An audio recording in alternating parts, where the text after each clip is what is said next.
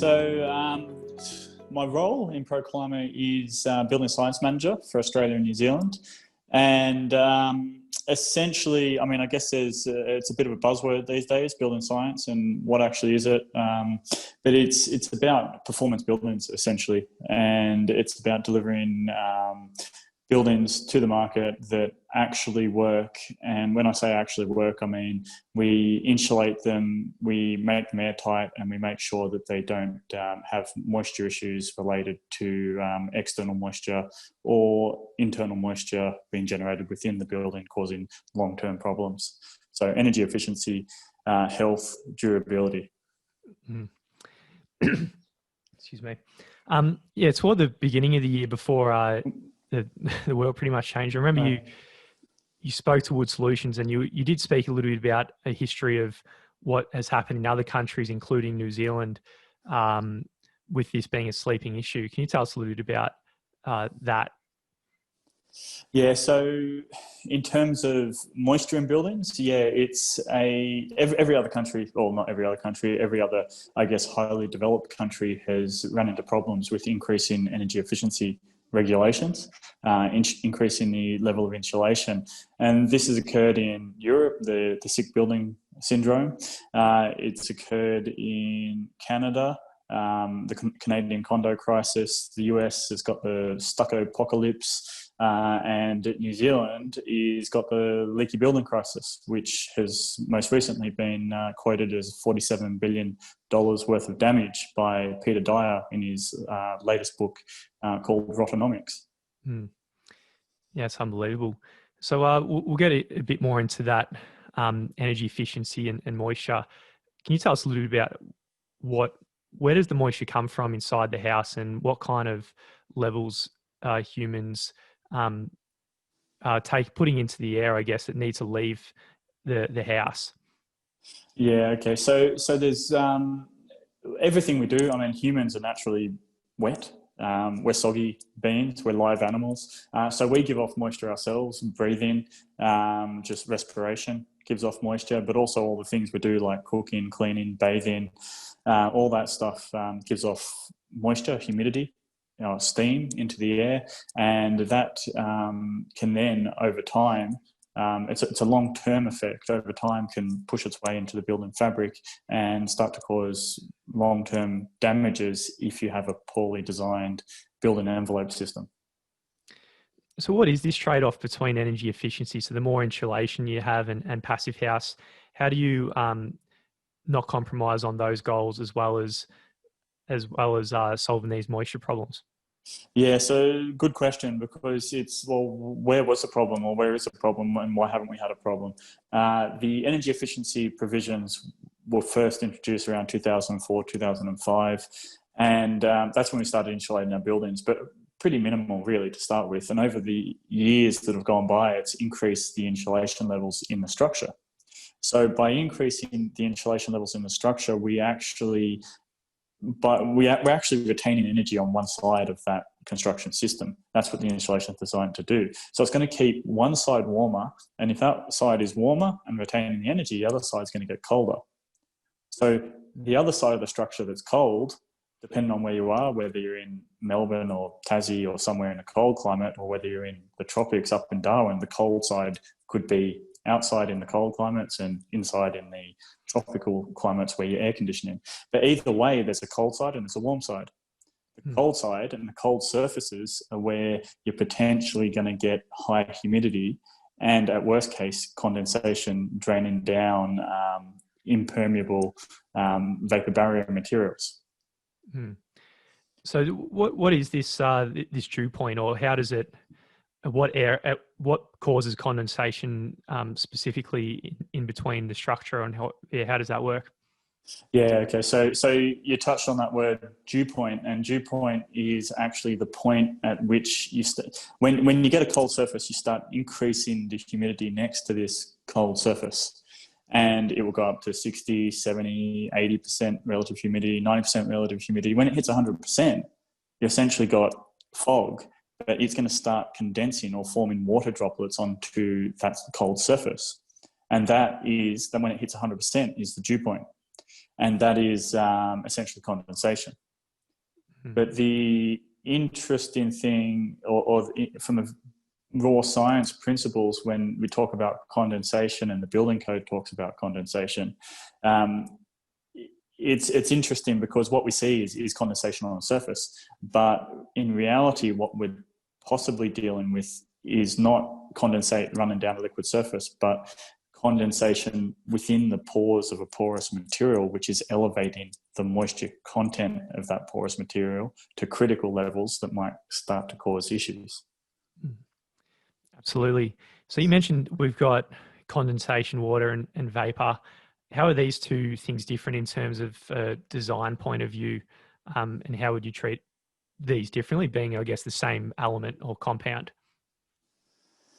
Okay, so you're talking about liquid, solid, gas, sort of water, ice, and water vapor. So ice isn't such a major problem in Australia, but it's not that you can't freeze water on your roof. It's quite easy to do in many climates, but water vapor and water itself, liquid water, are the two things that we're mainly concerned about in Australia. And water vapor in the air, whether it's inside the living space that then diffuses into the building envelope and finds a cold surface and condenses onto it, or whether it's water vapor diffusing from outside in summer conditions or in the tropics, it comes in and finds its way to a cold plasterboard surface and then starts to condense and cause high surface humidity around certain material layers. And if there's any high humidity, for rule of thumb, are over 80% relative humidity for prolonged periods of time next to any materials that have biological content. So that's cellulose-based materials. So timber, it can be paper facing on plasterboard, anything that has something for the mold to eat, suitable humidity and suitable temperature, then you start to potentially induce mold growth. Mm-hmm. Can you speak a little bit more about the potential risks of when moisture and water and the water content drives up in those building products, say where there might be timber or plasterboard? Yeah, okay. So if we relate this back to the building code and new clauses around the condensation management in the health and amenity section, it says that you shouldn't create ill health or perverse outcomes for the occupants. And when you start talking about health, you're saying, well, the first thing you need to stop is mold growth. And generally, if you stop mold growth, that's the first thing that occurs. But then you definitely, if you're going to prevent that mold growth, you're not going to get timber rot or anything worse happening. But if you do get mold growth and the moisture content of those materials starts to go up and up, and those materials are soggy for a long period, you can end up with worse problems. And when we start talking about timber as a general engineering rule of thumb, solid timber products, 20% moisture content by mass is a general threshold that you design to. And if you can stay below that, you're confident that the timber is going to be okay from a long-term durability perspective. When you start talking about engineered products, so the board products and plywoods and things like that, we generally use a rule of thumb of 18% moisture content. And these are conservative, 18%, 20% are conservative numbers. But in theory, they can probably hold much more moisture. But when you're engineering, you generally have safety margins built in. Like if you're building a bridge, you don't design it just to meet the thresholds. So that is what you want to do. And there are tools out there that can help you design construction systems and analyze the moisture within those construction systems to see if any of those materials are elevating above those thresholds. So looking at design now, if you were to design it, what kind of things would you be looking to detail with, and how might membranes assist with all of this? Yeah, okay. So membranes are very important in the whole construction system, whether it be a wall or a roof, above grade, above ground systems generally. If we're talking below ground, you're talking about having the full vapor barrier stuff, but that's another story. So talking about above ground scenarios, we're talking about having sarking materials, and I say sarking because it's generally used in the industry, but we much prefer to use the word membrane. And membrane is, let's say, a lot more clever in nature, and the membrane that's designed to be that waterproof layer that sits behind the cladding. So it's the second line of defense. And that is going to make the system work from a drainage perspective when you're talking about drained and ventilated cavity systems. And that's what we promote as Proclima, those drained and ventilated cavity systems, because they've been proven internationally to work. If we start talking about face sealed system where the cladding is acting as the primary water barrier, essentially what happens is it cracks up over time. You've got thermal expansion, contraction, UV, all these weathering factors to deal with. Eventually it cracks and water gets in behind it. That's why you always should have this secondary barrier. And this secondary barrier is generally what's typically known as a sarkim, but what we sell is vapor permeable membranes. And vapor permeable membranes are the ones we sell, highly waterproof. So they don't let water come through, but they let water vapor to escape out of the system to the ventilated cavity and expel that moisture. So if there was any moisture within the timber stud system, for example, it can dry out. And that's what we want. We want to make sure the systems maximize their water resistance or waterproofness, and maximize their drying capacity. Yeah. Yep. Yeah, there's so much in that. There's you mentioned there a timber stud. If it has a bit of moisture on it, it can release the water in the form of vapor back out of the building. Say if you've got plywood or an OSB or a CLT system, can that also work in the same way, or does that act as a stop to vapor completely? And that's a really good question, because in Australia, we typically stick to, on the weatherproofing side of the structure, the outside behind the cladding, we normally stick to membrane only. So you've got less than 1 millimetre of product there that's flexible, it's pliable. It's probably more like 0.5 millimetre of product. And when you get wind pressure on facades, it can be quite considerable, particularly if you're talking about high-rise buildings. And if you're in those high wind zones, which is all calculable and well known across Australia for design wind loads, when you start getting up above 1.5 kilopascals or more, you start getting quite a lot of deflection in those flexible membranes. And then you say, well, I need a rigid board to actually support those wind loads. Sometimes rigid boards are just used for bracing as well. So you're talking about plywoods, you're talking about OSBs. But if you're talking about the weatherproofing and holding that membrane and holding it rigid under high wind loads, then the vapor permeability of that OSB or that plywood is critical as well. And plywood itself has layers of ply, layers of timber all laminated together. Every line of glue is potentially additional vapor resistance. And the problem that I have personally, and the industry has at this point, is that none of the timber board manufacturers have actually come to the party and testing and delivering vapor permeability numbers. We need those numbers. We need them to be able to design to make sure that that board doesn't trap the moisture within the construction system. Because there's no point in putting a vapor permeable membrane over the top of a vapor barrier timber board. Yeah. No, that's a very good point. And does it pose more of an issue if you're in states where the direction of flow of moisture changes seasonally in terms of how you might detail your walls? Absolutely. So that's another really good question. You're asking all the good questions. I'll follow my curiosity here, Jesse. Yeah. And this is one of the hardest things about being in Australia with all these diverse range of climate zones, and also most of them are mixed, or all of them are mixed, whether people want to admit it or not. They do have a cool season and a warm season, but some have more warm and more cold, etc. But that change in the vapor diffusion does occur. And when you've got particular design on vapor permeability on the outside, it is possible that you drive water vapor back through the system and to the inside of the structure, to the plasterboard, in summer conditions or in daytime high humidity conditions, drive the water vapor back through to the inside. And if the inside's air conditioned, you can then create problems on the inside surface as well. And ultimately, like, it's taken a step back to what we were talking about earlier with the rigid boards on the outside of the structure. If you can't get enough vapor permeability on the outside of the structure because you've got systems in there for the weatherproofing, then you need to have an internal barrier on the inside of the insulation to stop the water vapor coming into the system. And then that stops the water going and being trapped in the timber boards.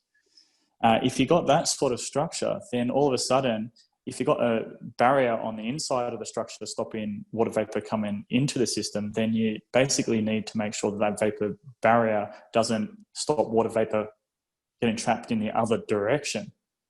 And this is when we start getting into intelligent and smart membranes on the inside of the structure.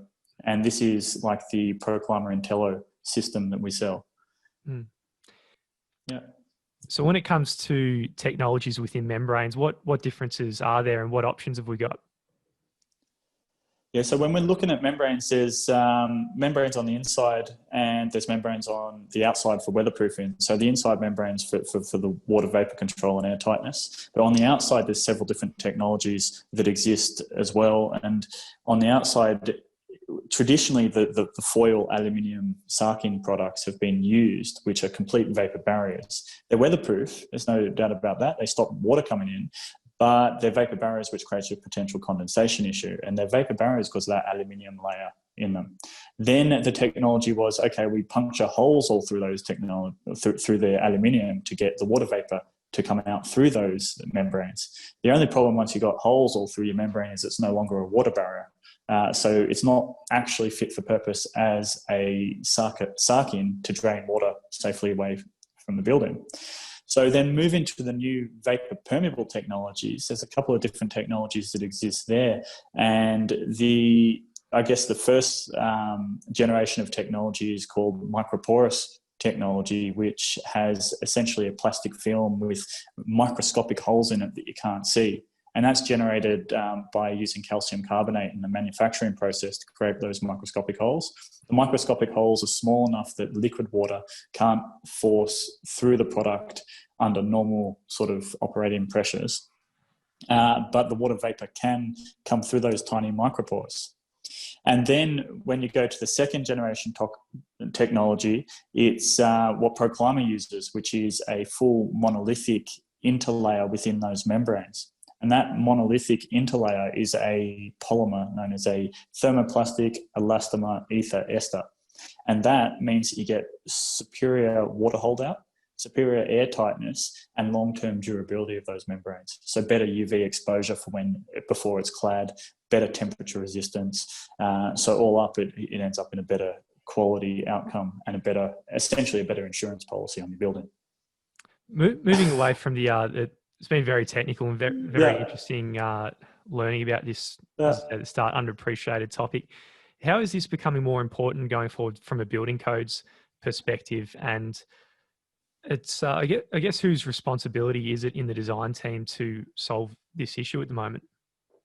I've been asked that question before. Whose responsibility is it in the design team? So I would say that whoever's advocating on the energy efficiency side and telling people to install insulation, they should be it would be negligent just to say put in insulation full stop, end of story. So you say put in insulation, but you need to know what type of insulation it is. Is it fibrous insulation that's highly vapor permeable? Is it a big chunk of PIR, XPS, EPS, foam-based product that is vapor impermeable? And where is it located in that system? And is it going to trap moisture? So it's not just about meeting an R value and going, yep, happy days, we've got a more energy efficient building. It's about meeting that R value and then designing that system correctly. So a lot of the time in the vertical components, it might fall back to the facade engineers. If there's one on the project. In the resi sector, there is no facade engineers. In the high rise, there possibly is. So then they have to make all these things work. But on the resi level, it's just stock standard build, right? In a class 1 house, it's just, this is the way we do it, and it's pretty standard fibrous insulation within the studs. So then whose onus is it there? It's the developer, the builder, architect are probably the only people that are actually present in that. sort of process. There's not going to be ESD and there's not going to be a facade engineer. Makes sense. It seems to be a bit of a new design component, which is relatively new with this push to energy efficiency. Yep. Yes, and it is. So it's definitely related to energy efficiency, and that's why I'm saying it should be taken up under the wings of the energy raters and the ESD consultants, I would have thought, and then use the new standards and the design tools. So the Australian Institute of Refrigeration and Heating has just released the ERA DA07 guide, which is the criteria for moisture control design analysis in buildings. It's basically the Bible on how to do one of these calculations or how to do these calculations. In conjunction with using software like the WFI software that's developed by Fraunhofer Institute in Germany. So the DA07 with the WFI software, developing those layers in the system, type of insulation, different membranes to control that water vapor and the external moisture. And it's all possible and it's all there and it's ready to be used. So if people want to find out and learn how they can design more in a more superior way with moisture, you mentioned WFI, that's one design software. How else would they upskill? Yeah, so WFI is not the only package. I mean, there's other ones. There's Delphin out of Germany and a couple from Canada and US. WFI is the most internationally well validated and used software tool for hydrothermal analysis. There's various versions of it, but to upskill in terms of learning how to use that software, Proclima, we're offering training, and I actually deliver that training. So we're just moving to an online platform now. So it's available, and check the Proclima website, and you can book courses when it's available. Yep. Thanks. You preempted my last question, which was if people want to learn more about yourself and where they can get help from Proclima, where do they go? And you just mentioned the website. Is there any other resources there that people might like? Reading materials on its way, but I can't say that we have any big catalogues to read about building science, except for a Proclima New Zealand study, which was a whole bunch of analysis and thinking around moisture in buildings on the New Zealand side. And there's one for Australia on its way, but I can't tell you when that might arrive. Yeah, no worries. Thanks so much for coming on the podcast, Jesse. Yeah, great. Thank you very much.